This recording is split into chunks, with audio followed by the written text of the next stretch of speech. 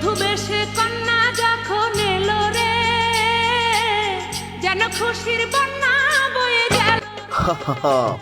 দাওয়াত চলছে, খাওয়া দাওয়া হবে, মস্তিমাজি হবে, কি আনন্দের বিষয়।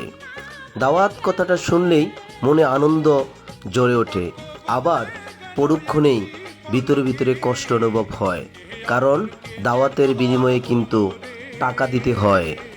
আমাদের সমাজে সুন্নতে খাতনা, বিয়ের অনুষ্ঠান, বিভিন্ন সামাজিক অনুষ্ঠানে ঋণ করে অনুষ্ঠানের আয়োজন করে, তার বিনিময়ে যাদেরকে দাওয়াত প্রদান করা হয় তাদের থেকে আবার খাওয়া দাওয়ার পরে টাকা নেওয়া হয়। কিন্তু ভাই, এটা দাওয়াত হলো কি করে? আমার তো মনে হচ্ছে পয়সার বিনিময়ে আপনার হোটেলে খেয়ে গেলাম মাত্র। আমাদের সমাজ থেকে এই ধরনের কুসংস্কার কবে যাবে? যদি দাওয়াত দিয়ে মানুষ খাওয়াইতেই পারবো না, তাহলে টাকার বিনিময়ে কেন দাওয়াত করব? আপনি যদি দাওয়াতই দিলেন, তাহলে একটা মানুষ থেকে কেন টাকা নেবেন?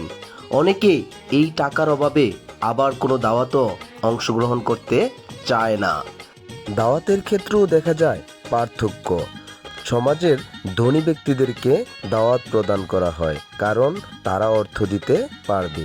তাই আমার কথা হচ্ছে, যারা দাওয়াত প্রদান করবেন তাহলে এর বিনিময়ে কোনো টাকা পয়সা নিতে পারবেন না। আর যদি টাকা পয়সাই নেন, তাহলে বলেই দিতে হবে আমার হোটেলে কাল খেতে আসবেন।